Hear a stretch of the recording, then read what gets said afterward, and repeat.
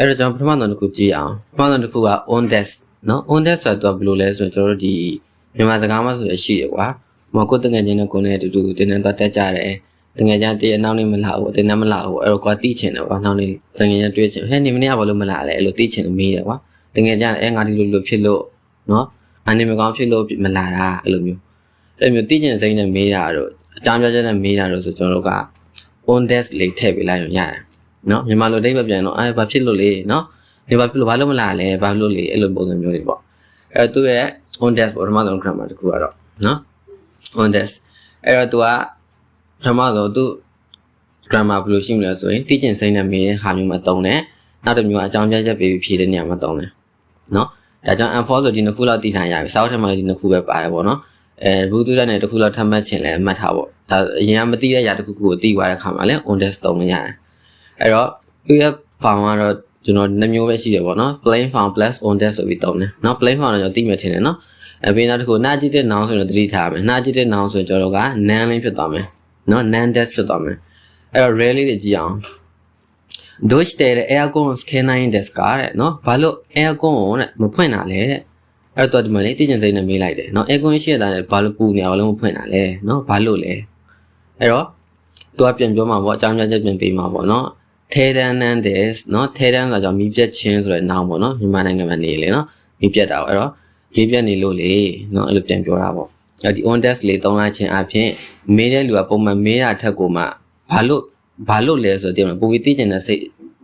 ်ပါတယ်ကွာပြန်ဖြေတဲ့အခါမှာလည်းအကြောင်းပြချက်ပေးသလိုမျိုးဖြစ်တယ်ပေါ့ပြီးနောက်တစ်ခုတက်တစ်ခုဆိုရင်ကြတော့ဒီကျွန်တော်တို့အရင်မသိတဲ့အရာတစ်ခုကိုကျွန်တော်သိသွားတဲ့အခါမှာလည်းသုံးတယ်ဟိုကဘယ်လိုမျိုးလဲဆိုကိုသဘောကျနေတဲ့တရားရောက်ရှိရပေါ့နော်သဘောကျနေတဲ့တရားရောက်ကိုကွာမသိဘူးစကားပြောနေတဲ့သူစိတ်ဝင်စားတယ်ပေါ့မင်းနောက်ပိုင်းကျမှသူ့အကြောင်းသိလာတယ်ခွေပြီးတော့ကအီရွန်တာနော်သူ့မှာရည်စားရှိနေတာပဲနော်သူ့မှာရည်စားရှိနေတာပဲဆိုရင်နောက်မှသိသွားတယ်အဲ့လိုမျိုးသိသွားတဲ့အခါမျိုးမှာကျွန်တော် on desk သုံးလို့ရတယ်ဒုတိယတစ်ခုတွားရအောင်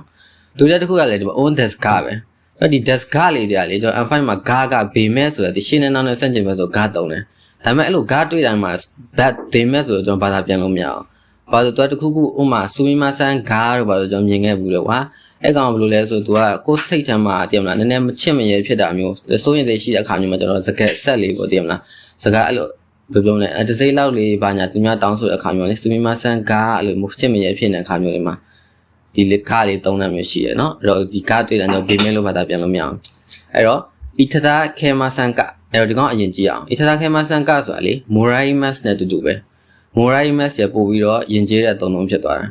နော်ကျွန်တော်မိုရိုင်မတ်ကိုမှကျွန်တော်တို့ကနက်ကွက်လက်နိုင်မလားပေါ့နော်ခံဖောင်ပြောင်းလိုက်တဲ့အခါမှာမိုရိုင်မတ်ကဖြစ်သွားတဲ့အချိန်မှာဒီကောင်မှလည်းအတိုင်းပဲအီထဒါခိမတ်နော်ကျွန်တော်စားပါတော့မယ်နဲ့တူတူပဲနော်လက်ခံရရှိရဆိုတဲ့အဓိပ္ပာယ်အဲ့တော့အီထဒါခဲမဆန်ကဆိုရင်လက်ခံရရှိနိုင်မလားဆိုတဲ့အဓိပ္ပာယ်မျိုး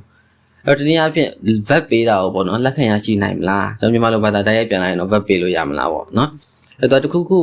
ပြောပြီးသားလေအီထဒါခိမဆိုတာ morai master ပိုရင်ကျေးတဲ့အသုံးလုံးဖြစ်တဲ့အတွက်ကြောင့်မလို့ကျွန်တော်ရင်ကျေးလေးတခုခုကိုတောင်းဆိုချင်တဲ့အခါမှာဒီ font သုံးလိုက်ရတယ်နော်အဲ့တော့ဒီ on desk ကိုကျွန်တော်ကွက်လက်လို့လေးလို့ဘာသာပြန်ရတယ်လေအဲ့တော့နော်ကြည့်ကြအောင် ikikata ကဝါခါရနိုင် desk ကတဲ့ oshiete အီထဒါခဲမဆန်ကတဲ့သွားမွန်သွားနီးနားမလဲလို့လေတဲ့နော်တင်ပေးလို့ရမလားနော်ပြောပြပေးလို့ရမလားနော်တောင်းဆိုတာရင်ကြီးလေးတောင်းဆိုတာနော်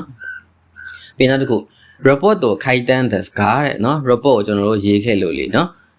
မိတေးတရာခဲမဆန်ကကြည့်ပေးလို့ရမလား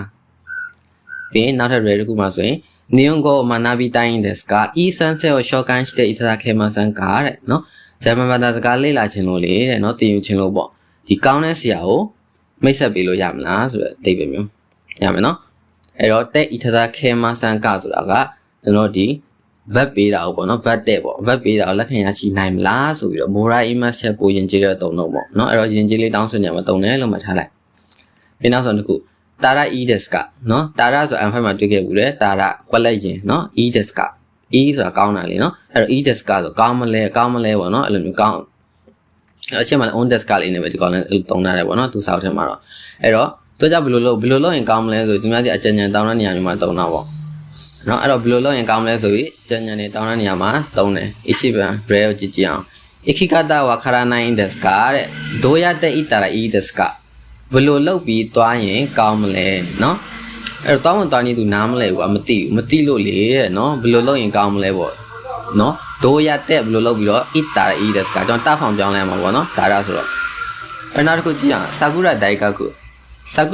ရဲ့အကီတိုင်းတဲ့စကားတဲ့ဒုက္ခတဲ့ ori တာ e တဲ့စကားတဲ့နော်ဆာကူရာတက္ကသိုလ်သွားချင်လို့လေတဲ့ဘယ်နေရာမှာဆင်းရင်ကောင်းမလဲတဲ့